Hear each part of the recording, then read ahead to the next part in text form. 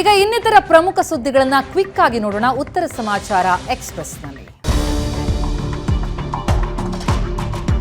TB ಡ್ಯಾಂಗೆ ಮತ್ತೆ ಜೀವಕಳೆ. ಜಲಾಶಯದಲ್ಲಿ ಸದ್ಯ 101 ಟಿಎಂಸಿ ನೀರು ಸಂಗ್ರಹ. 39,000 ಕ್ಯೂಸೆಕ್ಸ್ ನೀರಿನ ಒಳಹರಿವು. ನದಿಗೆ ನೀರು ಹರಿಸೋದಕ್ಕೆ ಅಧಿಕಾರಿಗಳ ತೀರ್ಮಾನ.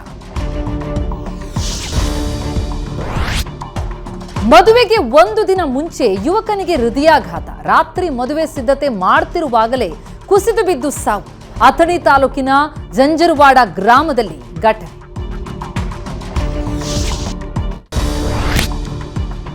ಆಡಳಿತ ಸುಧಾರಣಾ ಆಯೋಗದ ಜಿಲ್ಲಾ ಮಟ್ಟದ ಸಭೆ ಕರೆದ ಆರ್.ವಿ. ದೇಶಪಾಂಡೆ. ಅಧ್ಯಕ್ಷರೇ ಬಂದರೂ ಕೂಡ ಸಭೆಗೆ ಬಾರದ ಅಧಿಕಾರಿಗಳು. ಜಿಲ್ಲಾ ಪಂಚಾಯತ್ ಸಭಾಭವನದಲ್ಲಿ ಚೇರ್ಗಳೆಲ್ಲ ಖಾಲಿ.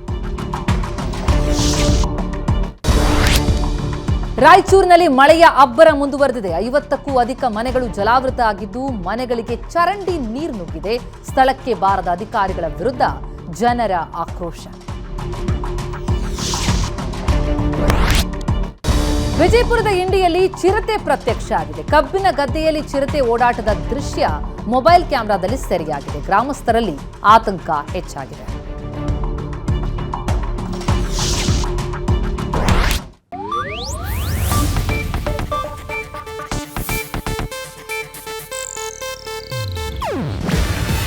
ಇದು ಏಷ್ಯಾನೆಟ್ ನ್ಯೂಸ್ ನೆಟ್ವರ್ಕ್ ಪ್ರಸ್ತುತಿ.